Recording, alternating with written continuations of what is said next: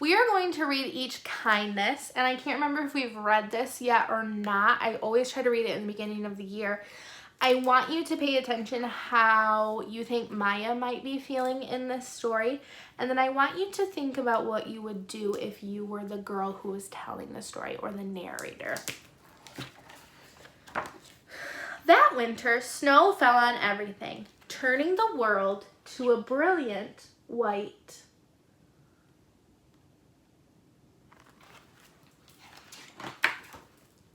One morning, as we settled into our seats, the classroom door opened and the principal came in. She had a girl with her, and she said to us, "This is Maya." Maya looked down at the floor. I think I heard her whisper hello. We all stared at her. Her coat was open and the clothes beneath it looked old and ragged. Her shoes were spring shoes, not meant for the snow. A strap on one of them had broken.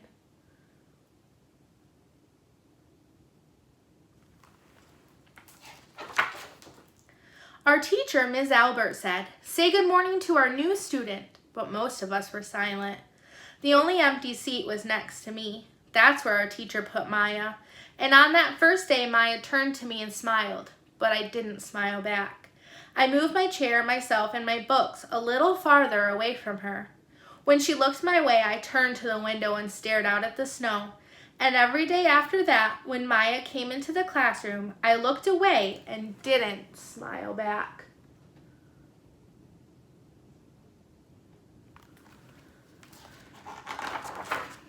My best friends that year were Kendra and Sophie. At lunchtime, we walked around the schoolyard, our fingers laced together, whispering secrets into each other's ears.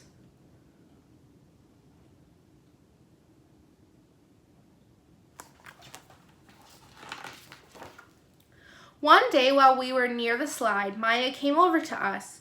She held open her hand to show us the shiny Jackson tiny red ball she'd gotten for her birthday. "It's a high bouncer," she said, but none of us wanted to play. So Maya played a game against herself.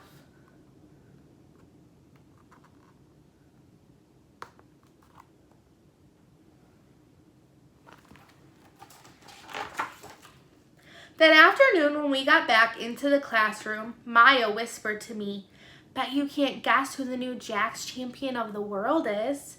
Behind me, Andrew whispered, "Chloe's got a new friend, Chloe's got a new friend." "She's not my friend," I whispered back.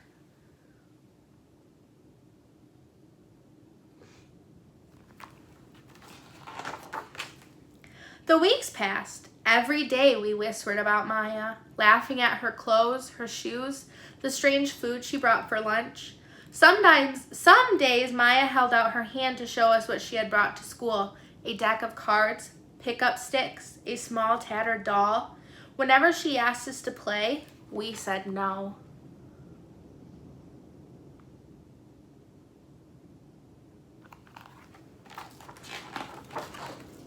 The days grew warmer and warmer. The pond thawed. Grass began growing where snow had once been. One day, Maya came to school wearing a pretty dress and fancy shoes. But the shoes and the dress looked like they belonged to another girl.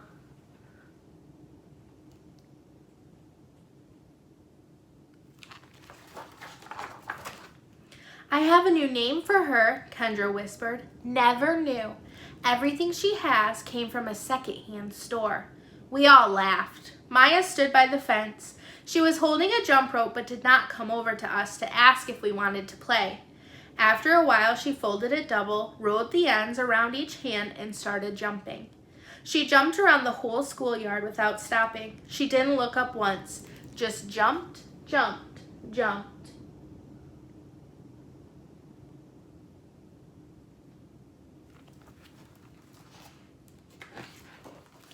The next day, Maya's seat was empty. In class that morning, we were talking about kindness. Ms. Albert had brought a big bowl into class and filled it with water. We all gathered around her desk and watched her drop a small stone into it. Tiny waves rippled out away from the stone. "This is what kindness does," Ms. Albert said. "Each little thing we do goes out like a ripple into the world."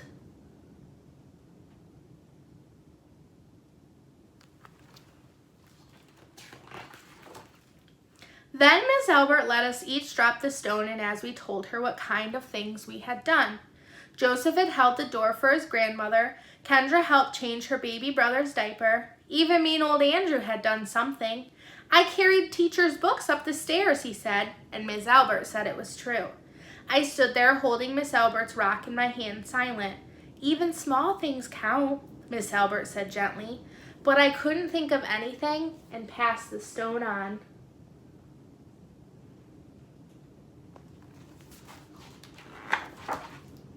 Maya didn't come to school the next day or the day after that. Each morning I walked to school slowly, hoping this would be the day Maya returned and she'd look at me and smile. I promised myself this would be the day I smiled back.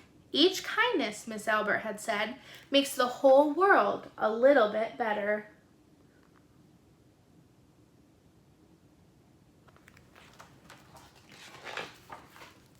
But Maya's seat remained empty. And one day, Miss Albert announced to the class that Maya wouldn't be coming back. Her family had to move away, Miss Albert said. Then she told us to take out our notebooks. It was time for spelling.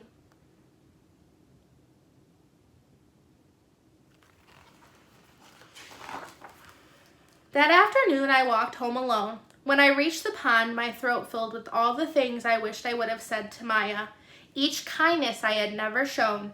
I threw small stones into it over and over, watching the way the water rippled out and away, like each kindness done and not done, like every girl somewhere holding a small gift out to someone, and that someone turning away from it.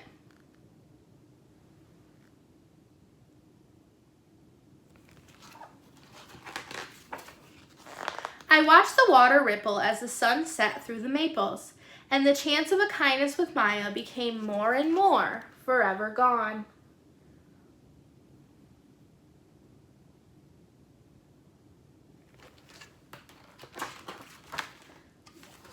The end. I hope you guys are thinking about how Maya feels, and I hope you are thinking about how the girl Chloe in the story is feeling after Maya left.